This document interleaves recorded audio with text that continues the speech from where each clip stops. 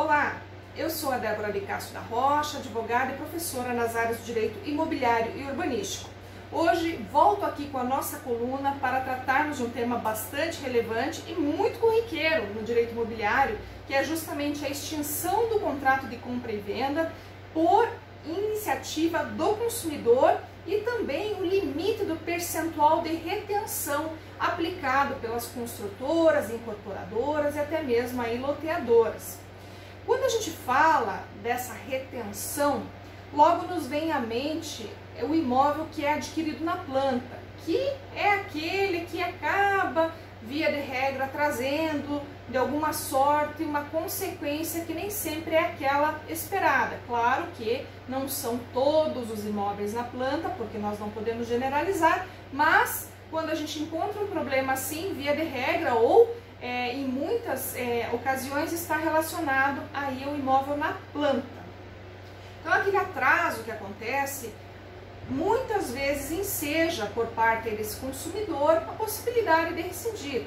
Ou então, quando você está diante de uma situação em que não pode continuar adimplindo aquele contrato, também, por uma razão ali de perda de emprego ou outra situação qualquer, situação econômico-financeira que venha a abalar aquele equilíbrio que você tinha até aquele momento, então você tenta uma discussão desse contrato, ou seja, uma rescisão desse contrato, pela impossibilidade de continuar honrando com as prestações estabelecidas.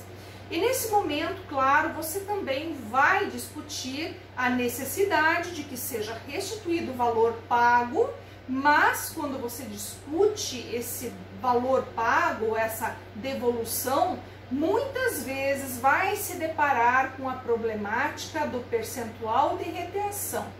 E veja que essa problemática não é nova, essa problemática ela é antiga e tanto é assim que os inúmeros processos que desaguaram no Poder Judiciário não conseguiram ter um parâmetro específico, ou seja, aqueles julgados que foram sendo proferidos em decorrência desses processos por si só não conseguiram resolver o problema. O que lá em 2018 fez com que aí a lei que veio tentar resolver a situação, a 13786, estabelecesse um percentual de 25% de retenção para esses incorporadores, construtores, loteadores.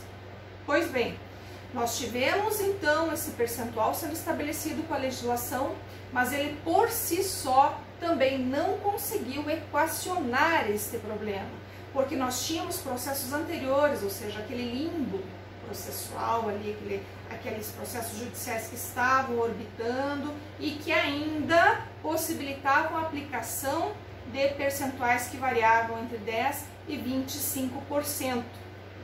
Nesse sentido, então, e considerando que mesmo a lei não sanou este problema, nós tivemos agora recentemente, então, decisão do STJ, Superior Tribunal de Justiça, que veio com um entendimento que se volta justamente ao estabelecimento desse percentual de 25%, já incluindo todas as despesas administrativas, inclusive comissão de corretagem. E por que eu friso isso? Porque em que pese agora nós termos isso muito claramente diante de nós através aí desse entendimento que agora pacifica ou sedimenta esse percentual, nós tínhamos lá atrás situações que não eram tão claras em relação a isso. Então agora a gente tem essa certeza, ou seja, se trabalha com este ideário, com este posicionamento do STJ, porque até então o que acontecia por exemplo, se fixa um percentual de 25%, mas ao mesmo tempo poderia aqueles processos que estavam naquele limbo, sofrer aí um acréscimo ainda além dos 25% de taxas e despesas administrativas, por exemplo. Então tudo isso podia ainda estar acontecendo a despeito da lei de 2018.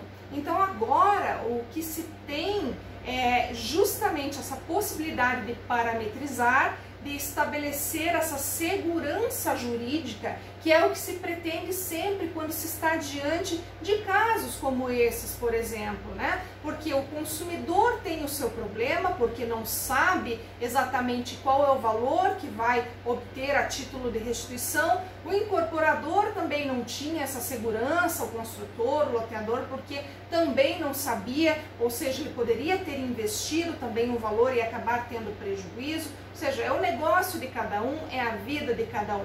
Então, quando a gente fala aqui de direitos, os direitos devem ser preservados para ambos os lados. Deve haver justamente essa ponderação a fim de que se consiga obter o equilíbrio necessário para as partes envolvidas. Porque, olha, quando me lembro inicialmente daquele boom imobiliário que se teve lá em 2012, 13, nós tínhamos umas situações que realmente traziam muita incerteza, muita insegurança, casos em que, inclusive, o consumidor acabava ficava devendo para a empresa, ou seja, não tinha, além de não ter devolução, ainda devia, porque a cláusula estipulada em contrato muitas vezes previa que o valor ali da retenção seria equivalente a um percentual que poderia chegar a 20, 25% do valor do contrato.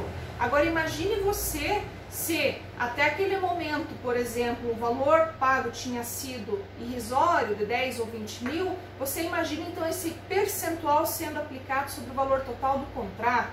Vi casos assim. Então a insegurança jurídica que pairava sobre essas situações era imensa e foi muito grande durante muitos anos. E isso, claro, em 2018 foi de certa forma resolvido, mas dali para frente, ou seja, a partir do advento daquela legislação. Mas aqueles casos que estavam ainda pendentes de resolução, que eram ali o calcanhar d'Aquiles dessa situação, enfim, que ensejavam ainda essa possibilidade de parametrização que poderia oscilar entre 10, 15, 20, 25%, né? E além do que ainda possibilitar que houvesse ou que não fosse incluída a comissão de corretagem. Então hoje, para essa realidade, para esta situação que se apresenta então diante de nós, com este julgado proferido lá no RESP